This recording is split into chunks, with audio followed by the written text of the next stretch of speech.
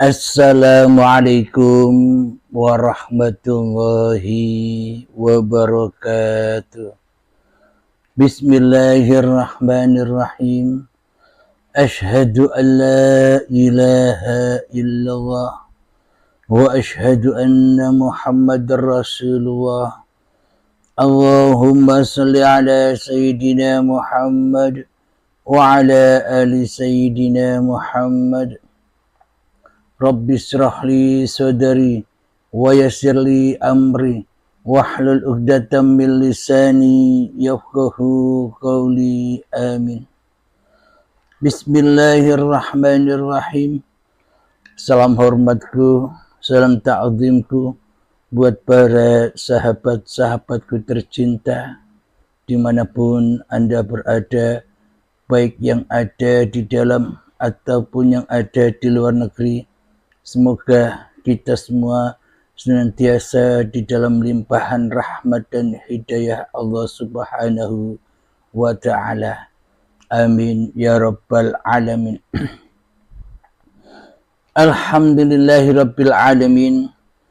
Kali ini mari kita perdengarkan pertanyaan sahabat kita, dan ini semua mewakili pertanyaan seluruh manusia, termasuk diri saya sendiri selama ini. Silahkan.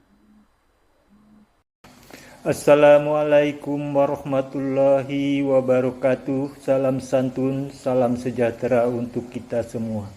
Nama saya Darso Abdullah, asal dari Bandar Lampung. Saya mohon ke Mas Halim paparan dan penegasan. Dulu waktu belajar mengenal Allah pernah mendapat wawasan dari pembimbing tentang tujuan hidup.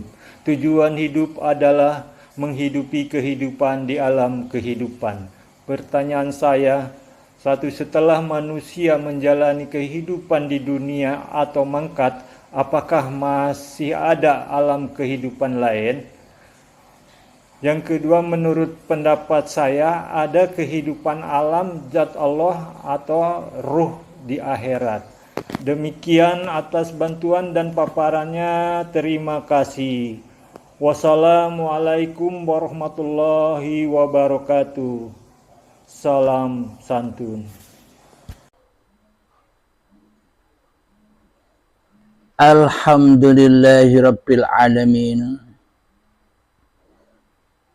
Pada intinya pertanyaannya,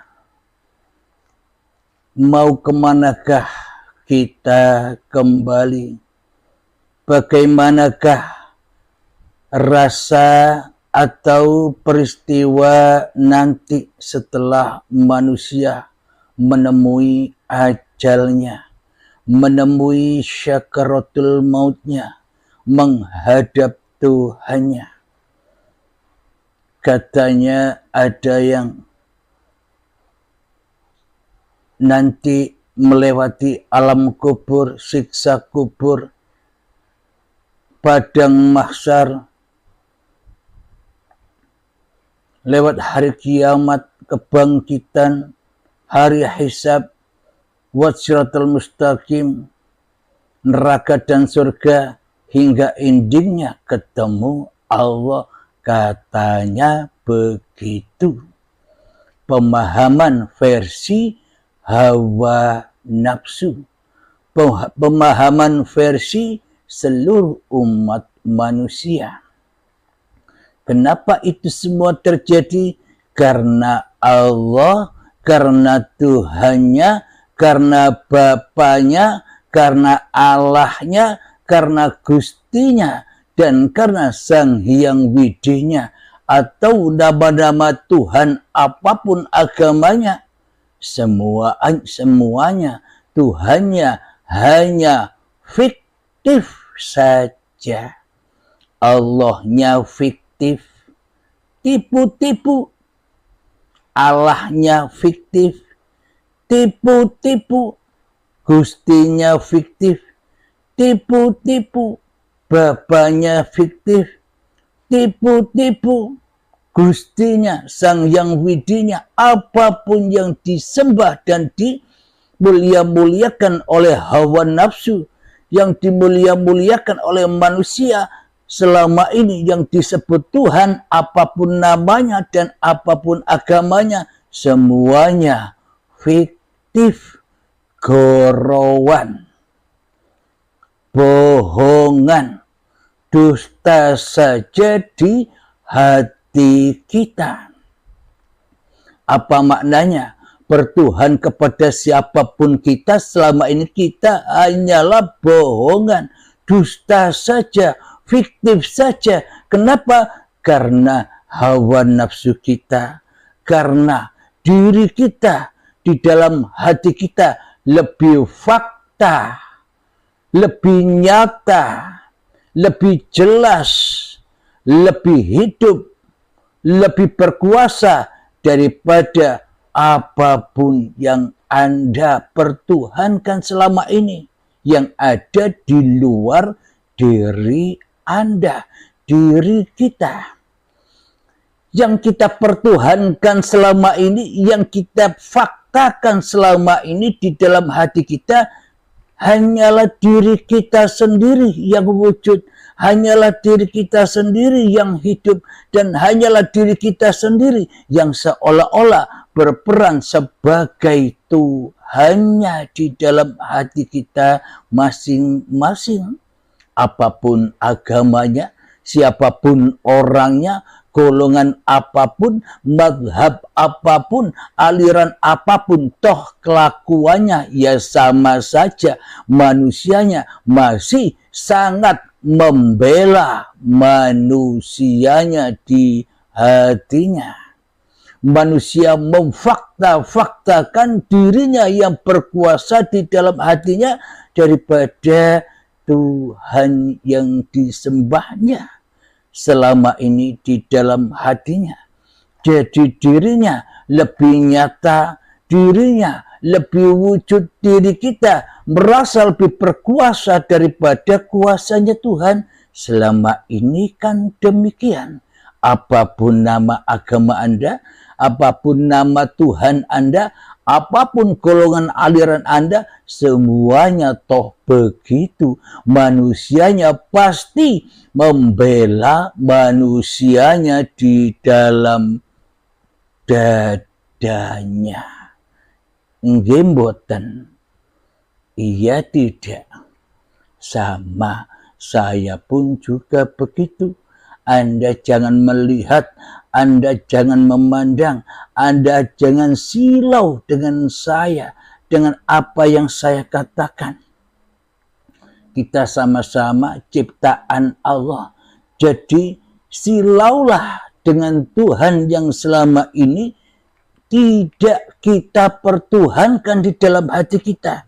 Malah kita mentuhankan diri kita sendiri dan mendustakan dan mensekutukan Tuhan yang telah menciptakan kita sejak dari tanah dahulu sampai jadi bayi dahulu hingga sampai setua ini.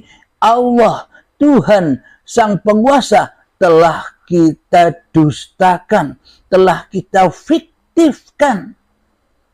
Seolah-olah Allah itu bohongan, tidak ada Allah, tidak ada Tuhan bagi kita selama ini, tapi kita tidak menyadarinya.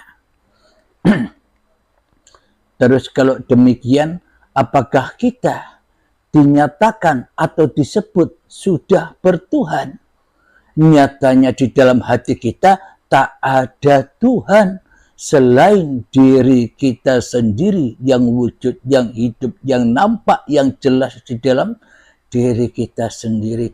Inilah maknanya diri kita selama ini hanya membela diri kita sendiri daripada membela Tuhan yang telah menciptakan diri kita di hati kita. Apa bedanya kita dengan orang-orang yang ateis tak bertuhan? Apa bedanya kita dengan Fir'aun? Apa bedanya kita dengan Dajjal?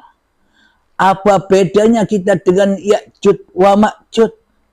Apa bedanya kita dengan setan? Apa bedanya kita dengan iblis? Sama. Label-label itu semua ternyata ya diri kita sendiri. Ternyata selama bila yang fakta yang ada di dalam hati kita masih kerajaan setan, masih kerajaan hawa nafsu kita sendiri yang lebih ada daripada kerajaan Tuhannya. Bismillahirrahmanirrahim. Inna syaitana lakum aduwwum mubin. Sesungguhnya syaitan itu musuh yang sangat amat nyata bagimu. Inilah ayatnya. Ketika kita merasa nyata, ketika kita merasa fakta, ketika kita merasa wujud, ketika kita merasa hidup, ketika kita merasa berkuasa, itulah yang disebut setan itu.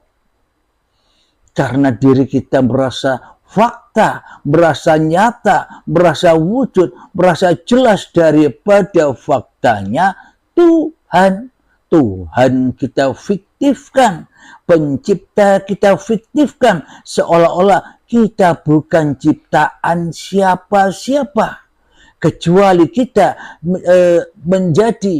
kita merasa selama ini sebagai pencipta diri kita sendiri.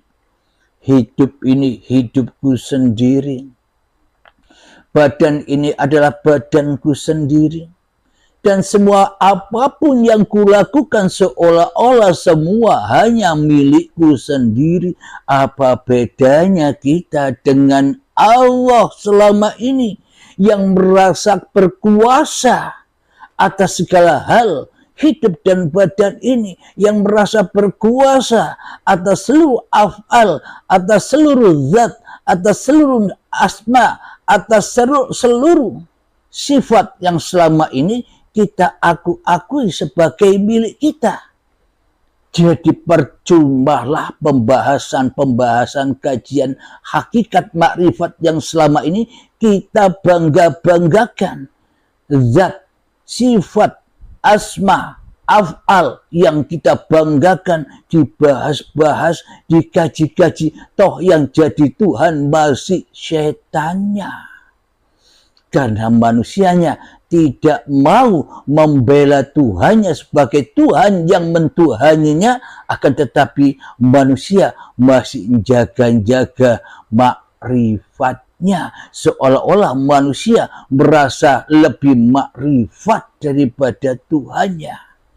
Inilah manusia-manusia sang pembela hawa nafsu dewe, manusia sang pembela setan. Siapakah mereka? Seluruh umat manusia, termasuk saya juga. Selama ini selalu membela diri saya daripada membela Tuhan. Maka dari itu kami seluruh umat manusia merasa lebih fakta di dalam hatinya daripada faktanya Tuhan. Karena Tuhannya selama ini hanya fiktif saja, hanya palsu saja, hanya bohongan saja, hanya kedustaan saja. Maka bila Allahnya fiktif, Allahnya goroan, Allahnya bohongan, Allahnya najis, Allahnya tidak suci di dalam hati kita, yang suci, yang hadir, yang hudur, yang nyata hanyalah diri kita sendiri, maka selamanya kita ini jadi Tuhannya diri. Inilah Dajjal yang harus dibunuh itu, Dajjal yang harus disingkirkan itu, setan dan iblis yang harus diusir dari surga ini. Alhamdulillahirabbil alamin. Nanti kita lanjutkan kembali karena hujannya agak deras. sehingga tidak nyaman suara ini terdengar. Alhamdulillahirabbil alamin. Rabbana atina fid dunya hasanah wa fil akhirati hasanah wa qina adzabannar. Wa sallallahu ala sayyidina Muhammad wa ala alihi wa sahbihi wasallam. Walhamdulillahirabbil alamin. Assalamualaikum warahmatullahi wabarakatuh.